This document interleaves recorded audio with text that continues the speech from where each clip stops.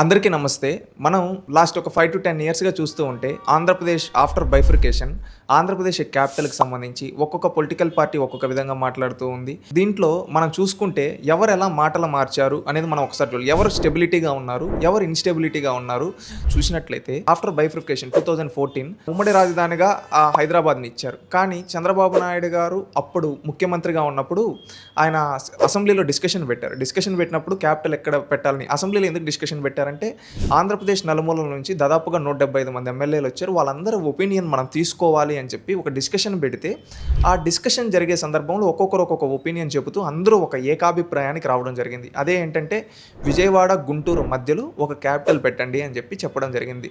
అప్పుడు జగన్మోహన్ రెడ్డి గారు అపోజిషన్ లీడర్గా ఉన్నాడు. ఆ రోజు ముఖ్యమంత్రిగా ఉన్న చంద్రబాబు నాయుడు గారు అపోజిషన్ లీడర్ జగన్మోహన్ రెడ్డి గారి మాటని గౌరవించి ఈ విధంగా దానికి సంబంధించి క్యాపిటల్ స్టార్ట్ చేయడం జరిగింది. ఆ రోజు జగన్మోహన్ రెడ్డి గారు యాక్సెప్ట్ చేశారు. 30,000 ఎకర్స్ ఉంటే చాలు, నేను మద్దతు ఇస్తున్నానని. నేను ఇక్కడే ఇల్లు కట్టుకుంటున్నాను, ఇక్కడే నా ఇల్లు ఉంది, నేను రాజధాని అనేది మార్చను, ఇది మీరు అపోహ మాత్రమే, రాష్ట్రంలో ఉండే ప్రజలు ఎవ్వరూ నమ్మవద్దు అని చెప్పి ఇదే జగన్మోహన్ రెడ్డి గారు చెప్పడం జరిగింది. ఆఫ్టర్ చీఫ్ మినిస్టర్ ఈయన ఏం చేశాడు, అదే అసెంబ్లీలో నిలబడేమన్నాడు, ఆంధ్రప్రదేశ్కి ఒక క్యాపిటల్ ఎందుకు, 3 క్యాపిటల్స్ ఉంటే బాగుంటుంది, సౌత్ ఆఫ్రికా మోడల్ అని చెప్పి ఆయన చెప్పడం జరిగింది. సౌత్ ఆఫ్రికా లాంటి దేశం చూస్తే దానికి 3 క్యాపిటల్స్ ఉన్నాయి. మనం కూడా మారాలి. బహుశా ఇక్కడ లెజిస్లేచర్ క్యాపిటల్ పెట్టచ్చు, ఇక్కడే అసెంబ్లీ పెట్టచ్చు, విశాఖపట్నంలో ఎగ్జిక్యూటివ్ క్యాపిటల్ పెట్టచ్చు, యంత్రాంగం అంతా అక్కడ నుంచి పనిచేయడం మొదలు పెట్టచ్చు, కర్నూలులో హైకోర్టు పెట్టచ్చు. బహుశా ఆంధ్ర రాష్ట్రానికి బహుశా 3 క్యాపిటల్ వస్తాయేమో. ఆయన సౌత్ ఆఫ్రికా మోడల్ అని చెప్పి ఏమని చెప్పారు, ఇక్కడ లెజిస్లేటివ్ క్యాపిటల్ ఉంటే జుడిషియల్ క్యాపిటల్ ఒకటి ఉంటుంది, ఎగ్జిక్యూటివ్ క్యాపిటల్, 3 క్యాపిటల్స్ అనేది ఉంటాయి ఆంధ్రప్రదేశ్కి, ఏమి తప్పేముంది అన్నట్టు చెప్పాడు.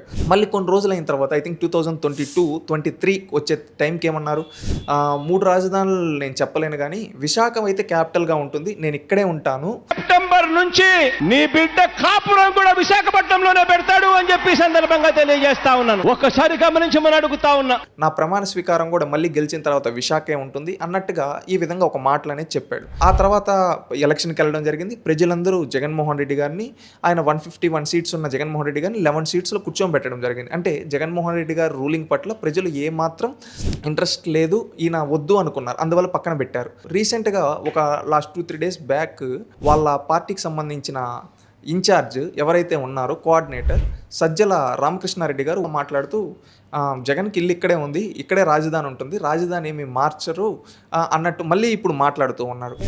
19 ఎలక్షన్స్కి ముందు జగన్మోహన్ రెడ్డి గారు ఇక్కడ ఇల్లు కట్టడం అంటేనే ఇక్కడ అమరావతినే దాంతోనే వచ్చారు.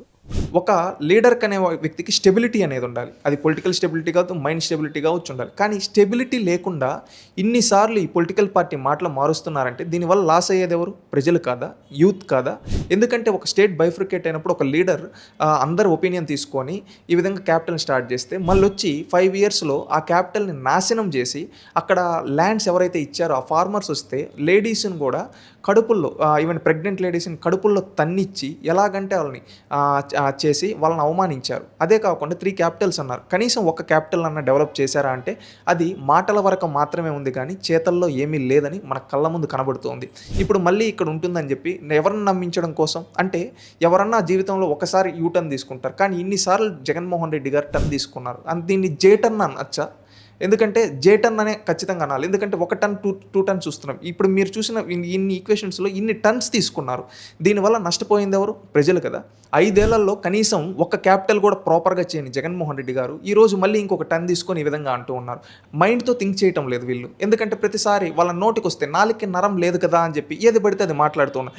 ఇన్ని టన్స్ తీసుకున్న వాళ్ళు అసలు పొలిటికల్ పార్టీగా వీళ్ళు పాలిటిక్స్లో ఉండడానికి అర్హత లేదు. ఇది ప్రజలు ప్రజాస్వామ్యబద్ధంగా వీళ్ళకి ఓటుతో బుద్ధి చెప్పాలనుకుంటారు. ప్రతి ఒక్కరు థింక్ చేయాలి. మరి ఒక్కసారి మోసపోకూడదని చెప్తున్నాను. ఒక 1 వీక్ బ్యాక్ జగన్మోహన్ రెడ్డి గారు ఒక ప్రెస్ కాన్ఫరెన్స్లో చెప్తున్నారు. ఏమని చెప్తున్నారు, మీరు ఇప్పుడు టెండర్స్లో పార్టిసిపేట్ చేసి కంపెనీస్ ఇవి పెడితే ఇవి తీసుకుంటే రేపు మేము వచ్చిన తర్వాత లాక్కుంటామని బెదిరిస్తున్నారు. ఇది స్టేట్ యొక్క రెప్యుటేషన్ పైన దెబ్బ పడుతుంది. ఇది ప్రతి ఒక్కరు ఆలోచించాలి. ఇలాంటి వ్యక్తి పాలిటిక్స్లో ఉండడానికి అర్హత లేదు.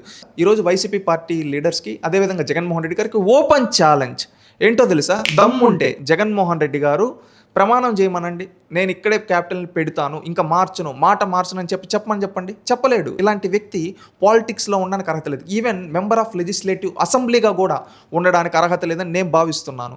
మీరు కూడా ఇది ప్రతి ఒక్కరు తెలుసుకొని ప్రతి ఒక్కరిని ఎడ్యుకేట్ చేద్దాం. ఇలాంటి వాళ్ళు పాలిటిక్స్లో ఉండడానికి అర్హత లేదు. ఇలాంటి వాళ్ళని మనం పాలిటిక్స్ నుంచి ఎలిమినేట్ చేస్తేనే పాలిటిక్స్ బాగుంటాయి, స్టేట్ బాగుంటుందని చెప్పి నేను భావిస్తున్నాను.